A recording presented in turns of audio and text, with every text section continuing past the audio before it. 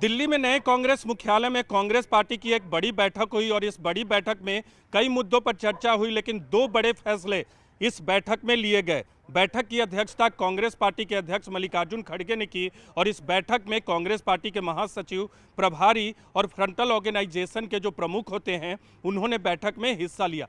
बैठक 2 से ढाई घंटे तक चली और इस बैठक में चर्चा के बाद दो बड़े फैसले कांग्रेस पार्टी की तरफ से लिए गए हैं, जिसकी आधिकारिक जानकारी कांग्रेस के महासचिव जयराम रमेश की तरफ से सभी को दी गई है। दो बड़े फैसले लिए गए हैं सरकार के खिलाफ अभियान चलाने का। दोनों फैसले का मुख्य मकसद है सरकार के खिलाफ अभियान चलाना, लेकिन दो अलग अलग मसलों पे हैं।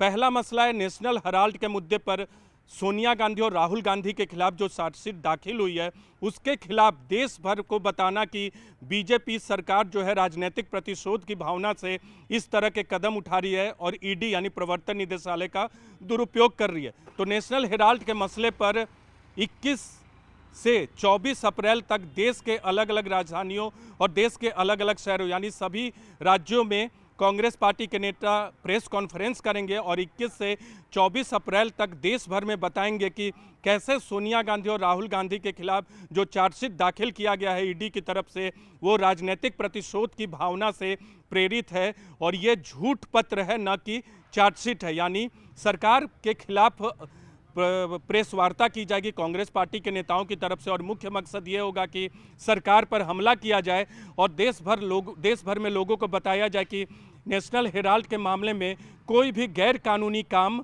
सोनिया गांधी या राहुल गांधी ने नहीं किया है। दूसरा बड़ा फैसला कांग्रेस पार्टी की तरफ से ये लिया गया है कि 25 अप्रैल से लेकर 30 मई तक संविधान बचाओ अभियान कांग्रेस पार्टी चलाएगी। एक लंबा वक्त संविधान बचाओ अभियान कांग्रेस पार्टी की तरफ से चलाया जाएगा। 25 अप्रैल से लेकर 30 अप्रैल तक राज्यों के स्तर पे संविधान बचाओ रैली का आयोजन कांग्रेस पार्टी करेगी और संविधान बचाओ रैली का मकसद है सामाजिक और आर्थिक न्याय, जो कांग्रेस बार बार कहती है, यानी संविधान बचाना इस रैली का मकसद होगा।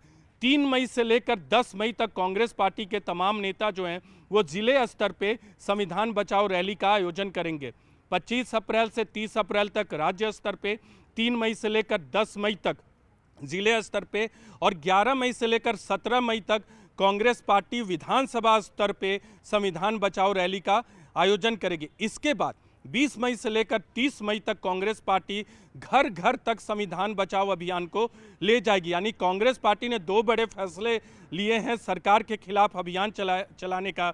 एक नेशनल हेराल्ड के मसले पर सोनिया गांधी और राहुल गांधी के खिलाफ जो चार्जशीट है उसके खिलाफ सरकार पर हमला करने का, और दूसरा बड़ा जो फैसला किया है वो संविधान बचाने के लिए है और इस संविधान बचाओ अभियान के तहत भी केंद्र सरकार पे हमला किया जाएगा। यानी 21 अप्रैल से लेकर 30 मई तक कांग्रेस पार्टी सरकार के खिलाफ अभियान चलाएगी। प्रेस वार्ता के जरिए, रैली के जरिए, घर घर तक पहुंच के। एक का मकसद है नेशनल हेराल्ड, दूसरे का मकसद है संविधान बचाओ रैली। नेशनल हेराल्ड में सोनिया गांधी और राहुल गांधी का बचाव और केंद्र सरकार पर हमला होगा।